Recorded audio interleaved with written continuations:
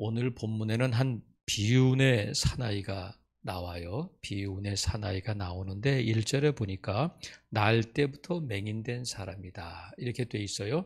날 때부터 맹인되었다는 것은 태어나자마자 세상을 보지 못했다 이런 뜻이잖아요. 그러면 이 사람이 이 세상에 태어날 때에 맹인으로 태어나고 싶은 것은 아니었잖아요. 그리고 그런 부모 밑에서 태어나기를 원하지도 않았을 텐데 자기 힘으로 어찌할 수 없는 그런 삶을 살게 됐단 말이죠. 그리고 이 맹인은 직업이 뭐냐면 거리인이에요. 거지예요. 그래서 이 사람뿐만이 아니라 지금 이 당시에 맹인들은 그냥 다 거지예요. 소경 바디메오도 거지였잖아요. 할 수 있는 일이 그거밖에 없어서 왜 거지냐면 돈이 없어서 거지이기도 하지만 그에게 없는 것이 뭐냐면 내일이 없는 거예요.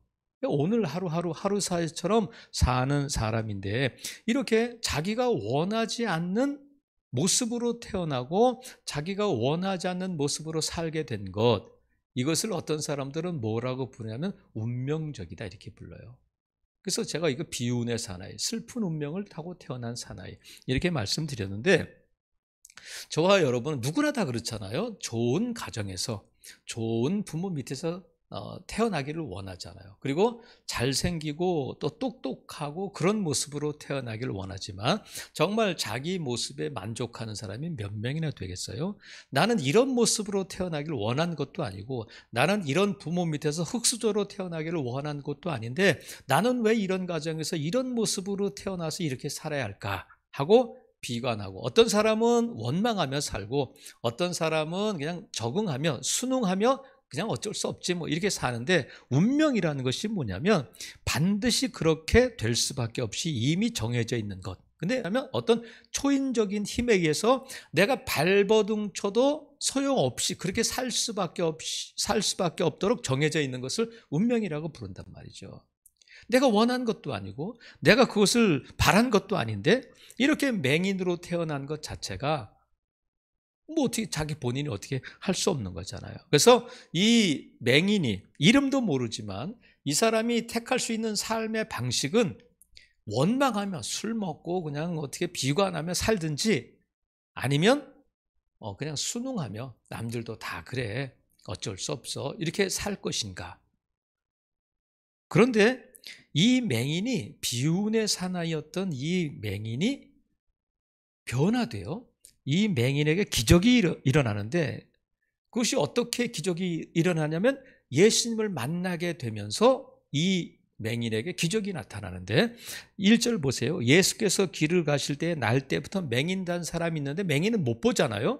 근데 맹인된 사람은 예수님을 못 보는데 누가 이 맹인을 보냐면 예수님께서 맹인된 사람을 보셨다는 거야. 보시고 나서 이 사람의 눈을 뜨게 해 주셨는데, 이 맹인이 눈을 뜨는 기적을 경험한 것 자체로 끝나는 것이 아니라 이 기적 너머에 있는 진리가 있다. 그것을 우리가 살펴보려고 하는 거예요. 기적 너머에 있는 진리가 있는데, 먼저 이 본문을 통해서, 이 요한을 통해서 기록하실 때에 이 본문을 기록한 목적이 뭐냐면 예수님이 누구신가 하는 거예요. 지금 우리가 요한복음을 계속 살펴보지만 유대인들과의 그 바리새인들과의 그 논쟁에 있어서 초점이 뭐냐면 예수님이 누구신가 한 것 때문에 지금 다툼이 일어나고 있는데, 오늘 본문에서도 예수님이 누구신가를 지금 알려주고 계신 거예요. 그래서 오늘 본문에 보면 제자들이 예수님께 물어보잖아요. 2절에 라삐여, 이 사람이 맹인으로 난 것이 누구의 죄로 인함이니까? 자기 죄요 부모의 죄요? 그랬더니 예수님께서 이 사람이나 그 부모의 죄로 인한 것이 아니라 그에게서 하나님이 하시는 일을 나타내고자 하십니다. 근데 하나님이 하시는 일을 누구를 통해서 나타내시냐면 예수님을 통해서 나타내는 거예요. 그러니까 예수님이 누구시냐면 하나님의 일을 나타내시는 분이야. 그리고 지금 5절에 보니까 내가 세상에 있는 동안에는 세상의 빛이다 말씀하셔요. 분명히 예수님이 누구시냐면 앞에서도 계속 말씀하셨던 것이 나는 세상의 빛, 참 빛이다 말씀하셨어. 그러니까 예수님은 누구냐면 세상의 빛으로 오신 예수님이고 하나님의 일을 나타내기 위해서 오셨는데, 그 하나님의 일이 뭐냐면 맹인의 눈을 뜨게 하시는 거예요. 맹인의 눈을 뜨게 하는 것이 어떤 의미를 갖느냐면, 세례 요한이 예수님의 길을 준비하기 위해서 광야에 외치는 자의 소리로 와서 나보다 훌륭하신 분이 있다. 나는 그의 신발끈을 풀기도 감당하지 못할 뿐이다. 그렇게 예수 그리스도에 대해서 증언했어요. 근데 그가 감옥에 있을 때에, 헤로데에 의해서 감옥에 갇혀 있을 때에 그에게도 조금 이렇게 흔들리는 마음이 있었어요. 뭐냐면, 아니 예수님이 메시아라면 지금 세상을 이렇게 확 바꿔놓고 뭔가가 이루어져야 되는데 왜 병자만 고치시고 저러고 다니실까 해서 제자들을 보냈어요. 제자들을 보내가지고 예수님께 물어봐요. 예수님, 우리가 메시아를 더 기다려야 됩니까? 당신이 메시아가 맞습니까? 그랬더니 예수님께서 마저 이렇게 말씀하시지 않고 제자들에게 뭐라고 말씀하시냐면, 너희가 들은 것을 그대로 가서 세례요한에게 전하라 하면서 뭐라고 말씀하시냐면, 마태복음 11장 4절 5절에 보면, 맹인이 보며 못 걷는 사람이 걸으며 나병 환자가 깨끗함을 받으며 못 듣는 자가 들으며 죽은 자가 살아나고 가난한 자에게 복음이 전파된다 하라, 이렇게 하셨는데, 죽은 자가 살아나고 못 걷는 자가 걷는 것보다 무엇이 먼저냐면 맹인이 본다 하고 전하라는 거예요.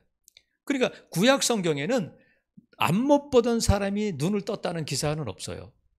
오직 예수님 이후에 그런 기적이 베풀어지는데, 이 말씀은 뭐냐면 맹인이 보는 것은 메시아만이 가능하다, 이렇게 내가 맞아 이렇게 말씀하시고 맹인이 본다는 것을 얘기하라, 너가 본 것을 그대로 전해라 말씀하셨는데, 예수님께서 이 맹인의 눈을 뜨게 하는 기적을 베푸신 것은 뭐냐면, 세상의 빛으로 오신 예수님, 하나님의 일을 나타내시는 예수님이 누구냐면 메시아라는 것을, 너희가 기다리던 메시아가 맞다. 그래서 예수님을 그리스도라고 부르잖아요. 그것에 대해서 예수님을 증거하고 있는데, 지금 예수님께서 이 기적을 통해서 많은 사람들에게 뿐만이 아니라 오늘 특별히 이 제자들에게, 이 질문을 한 제자들에게 가르쳐 주시고 싶은 것이 있었고, 이 기적 너머에 있는 진리를 그들에게 가르쳐 주시는 것이 있는데, 먼저는 뭘 가르쳐 주시냐면, 예수님에게는 변화가 있다는, 예수님을 만나면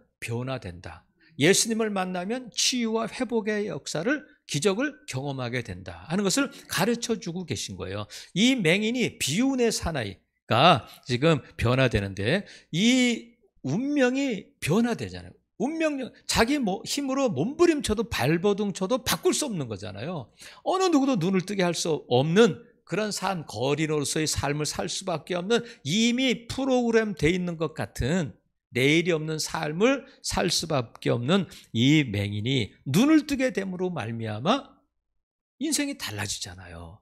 그래서 운명은 내 힘으로 어찌할 수 없는 것이라고 믿는 것이 운명인데, 예수님께서는 그 운명을 뭐로 바꿔주시냐면 하나님의 일이 나타나게 하신다. 하나님의 일이 뭐냐면 우리가 그것을 뭐라고 부르냐면 섭리라고 불러요.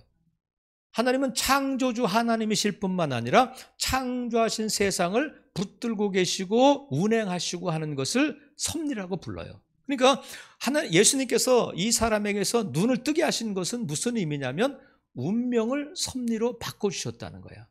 아, 이것이 내 힘으로 어찌할 수 없는 것들이 내 삶이었는데, 그것을 하나님의 주권 아래, 하나님의 섭리 아래 살아가도록 바꿔주셨다는 거야. 여러분, 운명이 바뀌면 운명이 아니에요. 운명은 내 힘으로 어찌할 수 없는 거야. 그렇게 믿는 사람들을 운명론자라고 하는데, 예수님께서 그걸 깨신 거예요. 인생은 바뀔 수 있다. 우리의 삶은 바뀔 수 있다. 예수 그리스도를 만나면 누구든지 변화될 수 있다 하는 것을 보여주셨단 말이죠. 그래서 여러분, 예수 그리스도를 믿는 사람들에게는 운명은 없어요. 그래서 예수 그리스도를 믿는 그리스도인들은 무엇으로 사냐면 운명으로 살지 않고 섭리로 산다. 하나님의 일하심을 통해서 저와 여러분의 하나님의 주권 아래 산다는 것을 지금 예수님이 보여주셨어요. 그래서 저와 여러분이 예수 그리스도를 믿고 변화되었을 뿐만 아니라 누구든지 예수 그리스도를 믿으면 변화될 수 있음을 우리가 믿어야 돼요. 그래서 우리가 예수님께 데리고 오는 거란 말이죠. 베드로는 고기를 낚는 어부였는데 예수님께서 사람 낚는 어부로 바꿔주셨어요. 사도 바울은 교회를 핍박하는 회방자였는데 예수님께서 그를 사도로 바꿔주셨어요. 예수 그리스도를 믿게 되면 운명이 섭리가 되는데 죄인이 의인이 돼요. 마귀의 자녀가 하나님의 자녀가 되고 지옥 백성이 천국 백성이 되는 줄로 믿습니다. 이것보다 더 큰 변화 기적이 어디 있느냐 말이에요. 그럼 우리가 오늘 본문에 보면 맹인이 눈을 뜨는 것이 기적인데 하나님의 이 일을 나타내려 하심이라 하셨잖아요. 그러니까 하나님의 이 일은 맹인이 눈을 뜨는 그것만으로 기적을 통해서만 나타나는 것이 아니라 맹인이 눈을 뜨지 못하는 것을 통해서도 하나님의 일이 나타나게 되는데, 자 보세요. 진정한 변화는 뭐냐면 2절에 보니까 제자들이 예수님께 물어보잖아요. 라비요, 이 사람이 맹인으로 난 것이 누구의 죄로 인함이니까? 자기 죄요? 부모의 죄요? 그러니까 이 당시 사람들은 다 이 맹인들을 누구라고 부르냐면 죄인 이렇게 부르는 거예요. 네 죄든지 부모의 죄든지 죄의 결과로 네가 눈을 못 뜨는 거구나 해서 다 죄인 취급해. 사람 취급을 안 해요. 근데 이 제자들의 질문은 뭐냐면 저 사람이 왜 앞을 못 보나요? 왜라는 질문을 하는 거예요. 근데 예수님께서는 그 왜라는 질문에 대해서 답변하지 않고 하나님이 하시는 일을 나타내고자 하십니다. 이렇게 답변하셔요. 그것은 뭐냐면 이 사람에게 있어서 중요한 것은 왜 그런가요? 그게 아니라 어떻게라고 질문해야 된다.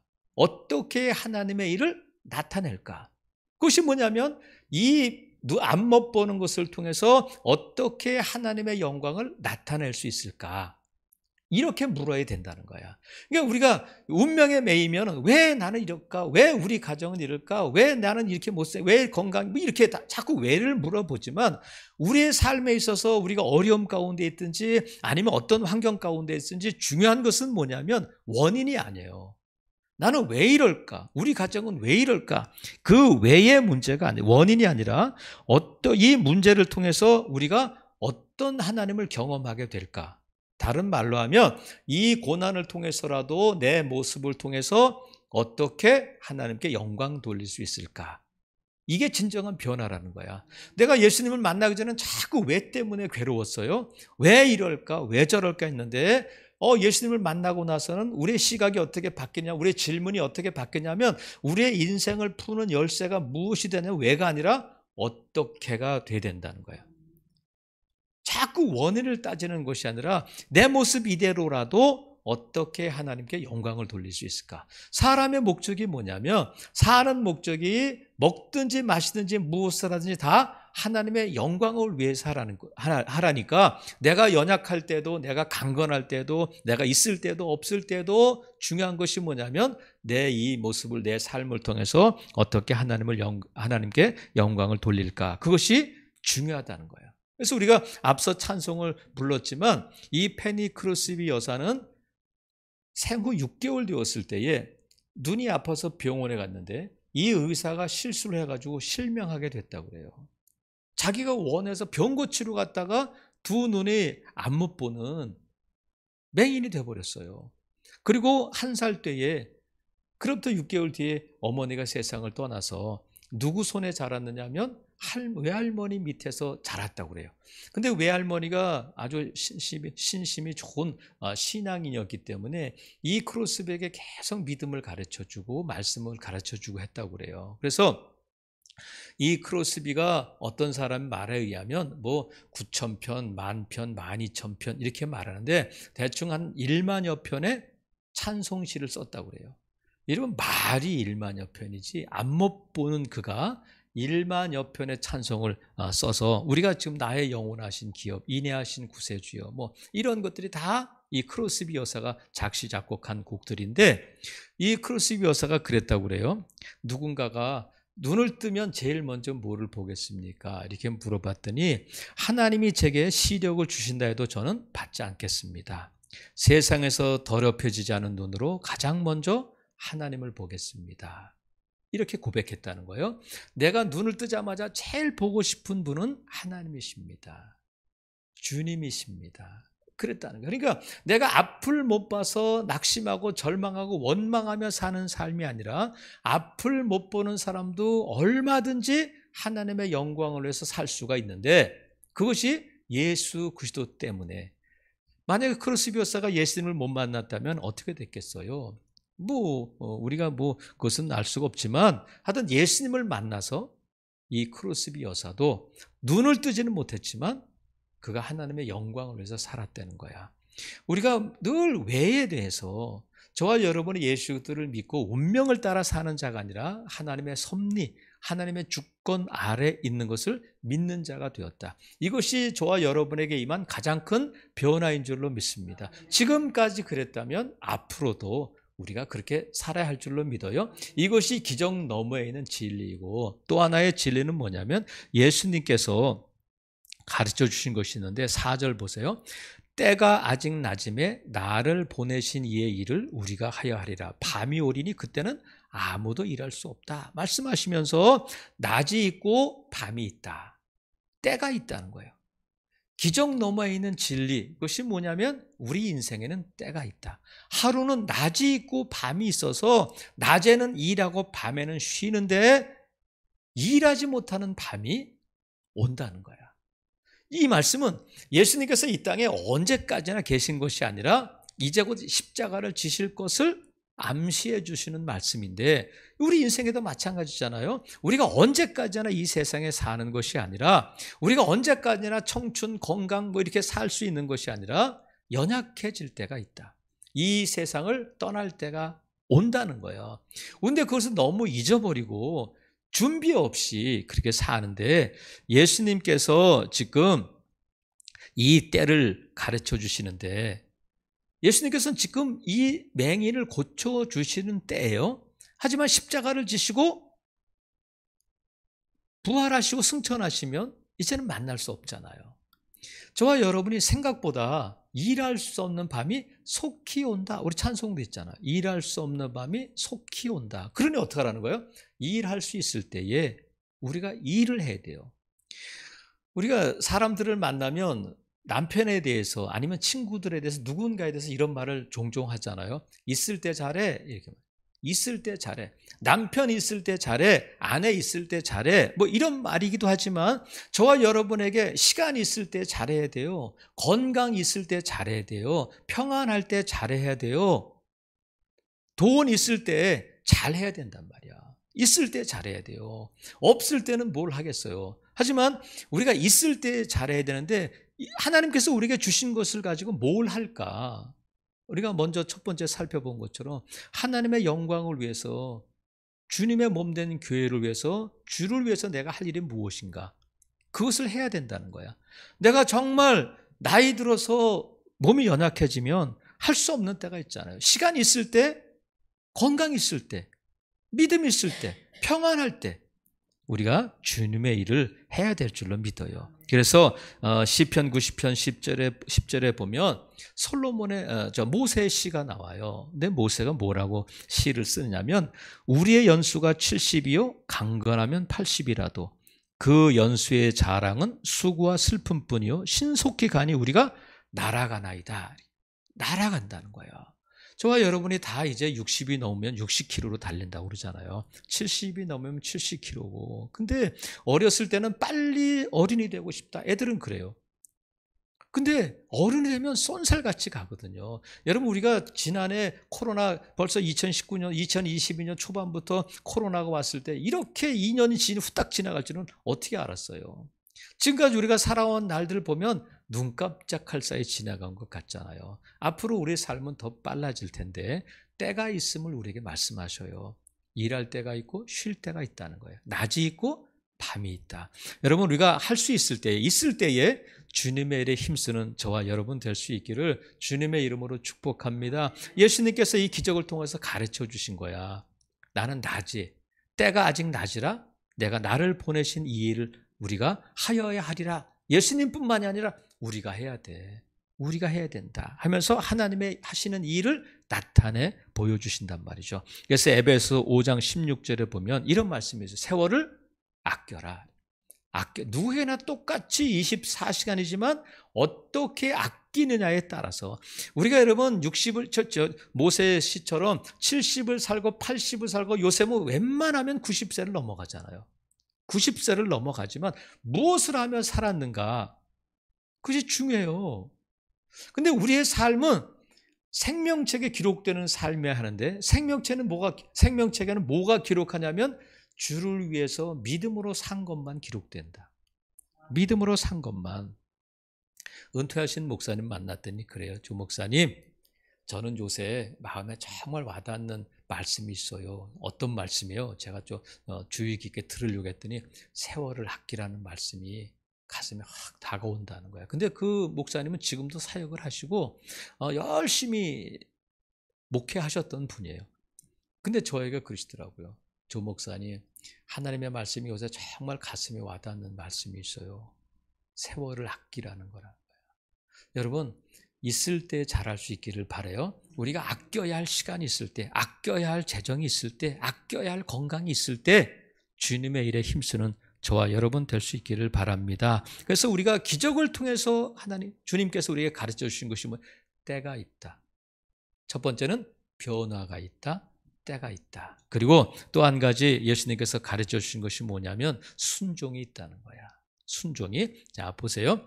예수님께서 이 맹인에게 뭐라고 말씀하시냐면 이 4절에 보니까 이 말씀을 하시고 땅에 침을 뱉어 진흙을 이겨 그의 눈에 바르시고 이르시되 실로암 못에 가서 씻으라 이렇게 말씀하셨어요.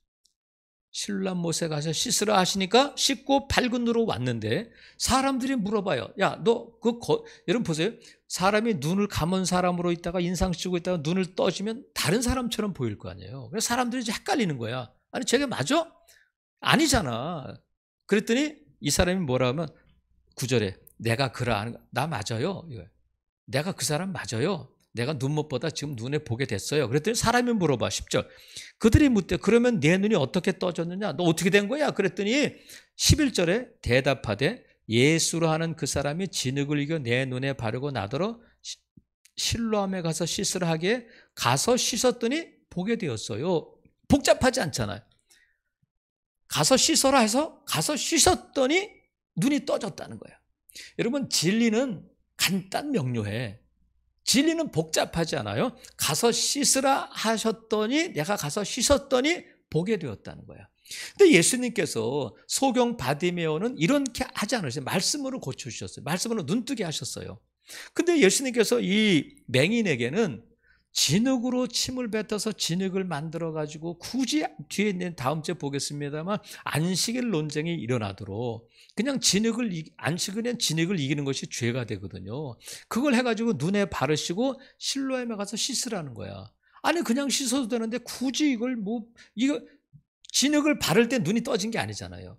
진흙을 바를 때 눈이 떠진 것이 아니고 실로암 못에 가서 씻으라 하셨는데 예수님께서 씻으면 눈이 떠질 거다 이렇게 말씀하시지 않았잖아요. 실로암 못에 가서 씻으면 네가 보게 될 거야. 기적을 경험하게 돼. 이렇게 말씀하시는 게 가서 씻어라 이렇게 명령하셨어요. 근데 이 맹인이 예수님의 그 말씀을 듣고는 그냥 더듬더듬하면서 실로암 못에 가서 씻고 왔다는 거예요. 이게 뭐예요? 순종이잖아. 근데 이 맹인의 이 오늘 본문에 나오는 맹인의 순종은 다른 사람들의 순종, 소경 바디메오 순종과 다른 점이 뭐냐면 더 뛰어난 점이 뭐냐면 소경 바디메오는 예수님을 누구라고 부르냐면 다윗의 자손이여 나를 불쌍히 여겨주세요 이렇게. 예수님이 다윗의 자손 메시아이라는 것을 믿고 그는 부르짖어요. 그러니까 소경 바디메오는 예수님에 대한 소문을 들었고 예수님에 대한 믿음이 있었어요. 하지만 이 맹인은 예수님을 처음 만났고 본 적도 없고 들은 적도 없어요. 사전 지식이 없어. 예수님은 다윗의 자손이고 예수님은 많은 사람들의 눈을 뜨게 하고 병자를 고치고 죽은 자를 살리셨대 하는 소문을 들은 적도 없어. 어떻게 하냐면 사람들이 물어볼 때에 예수님은 다윗의 자손이고 갈릴리 나사렛 출신이고 이런 것이 없이 어떻게 된 거야? 그랬더니 10절에 그들이 묻되 그러면 내 눈이 어떻게 떠졌느냐 대답하되 예수라는 그 사람이 말했다는 거예요. 단순히 하나 알고 있는 것은 뭐냐면 예수 그 이름만 알고 있는 거예요. 그러나 예수님께서 눈뜨게 한 사람이 많다. 병자 앉은 병에를 고쳤다 하는 것을 듣고 예수님에 대한 기대를 가지고 예수님에 대한 믿음을 가지고 나온 것이 아니라 예수님이 오시는 줄도 몰랐는데 예수님이 이 맹인을 보시고 말씀하신 거예요. 그러니까 지금 예수님께서 실로암 못에 가서 씻으라 그러면 나을 거야 그러면 눈 뜰 거야 이렇게 말씀하시지 않았기 때문에 눈을 뜨고 못 뜨고는 아직까지는 아니에요. 실로암 못에 가서 눈을 씻을 때에 그 눈이 밝아지는 거예요. 그러니까 예수님께서 왜 굳이 이렇게 퍼포먼스 같은 사역을 하시면서 진흙을 이겨 눈에 바르고 실로 안 먹어서 씻으라고 말씀하시냐면, 이 맹인에게 필요한 것이 뭐냐면 순종하는 믿음이 필요했기 때문에 그래요. 순종이. 그러니까 눈을 뜨느냐 못 뜨느냐는 이미 예수님은 결정이 난 거예요. 근데 순종하면 눈을 뜨게 되는 것이고, 아니 나를 놀리는 겁니까? 지금 이게 뭐 하는 짓이에요? 사람들을 막 창피하게. 지금 그런다고 눈이 떠지게 해서 뭐 하는 거야? 그랬다면 그는 그냥 맹인으로 사는 거예요. 사랑하시는 성도 여러분, 순종은 뭐냐면 말씀하신 대로 하는 게 순종이야. 말씀하셨을 때 하는 게 순종이에요. 요단강에 몸을 7번 담글 때에 나만 장군의 피부가 어린아이의 피부처럼 깨끗해진 줄로 믿어요? 말씀하신 대로 말씀하셨을 때에, 순종할 때에 기적을 경험하게 된단 말이죠. 예수님께서 말씀하셨어요. 얘들아, 너희가 이 땅에서 풀면 하늘에서도 풀린다. 말씀하셨어요. 이미 하늘에서는 풀어져 있는 거야. 이 땅에서 풀면 하늘에서도 풀리는데, 우리가 매인 인생을 살 것이냐 풀어지는 인생을 살 것이냐 하는 것은 우리가 푸느냐 묶느냐에 따라 달려있다는 거예요. 왜? 진리를 알지니 진리가 너희를 자유롭게 하리라 말씀하셨어요. 우리는 이미 예수 그리스도 안에서 다 풀어진 거예요. 근데 우리가 묶고 있는 부분이 있어요. 용서하면 풀어진다. 회개하면 풀어진다. 사랑하면 풀어진다. 이걸 다 한 단어로 묶으면 어떻게 되냐면 순종하면 풀어진다는 거예요. 순종하면 감겼던 눈이 떠진다. 일어나지 못하던 사람이 일어난다. 그 증거가 저와 여러분이잖아요. 맹인이 누구야? 우리가 영혼에 대해서 예수 그리스도를 알지 못했던, 보지도 못했던 저와 여러분의 눈을 여셔서 진리를 알게 하시고 예수 그리스도를 알게 하시고 천국을 소망을 갖게 하신 우리 주님인 줄로 믿어요. 이게 바로 맹인이 누구냐면 나고, 눈뜬 사람이 누구냐면 나고, 이 기적을 경험한 사람이 저와 여러분이라는 거야. 그래서 여러분, 우리는 지옥 백성이었던, 마귀의 자녀였던 우리가 예수 그리스도를 믿음으로 말미암아 하나님의 자녀가 되고 천국 백성이 되었을 뿐만 아니라 운명에 따라서 몸부림쳐서 안 되는 인생인 것처럼 알았는데, 이제는 운명을 따라 사는 자들이 아니라 섭리를 따라 사는 자들이다. 무슨 뜻이냐면 하나님의 손안에 우리의 삶이 있음을 믿는 거예요. 사랑하시는 성도 여러분, 그렇다면 우리가 이렇게 예수 그리스도를 만남으로 말미암아 변화를 경험했다면 이제 우리에게 가르쳐 주시는 말씀이 뭐냐면, 얘들아, 때가 있다. 때를 잘 분별하고 세월을 아끼고 주님의 일을 할 수 있을 때 해야 된다. 일할 수 없는 밤이 속히 올 것이다. 이런 말씀을 듣고 주님의 일에 더욱 힘쓸 뿐만 아니라 순종이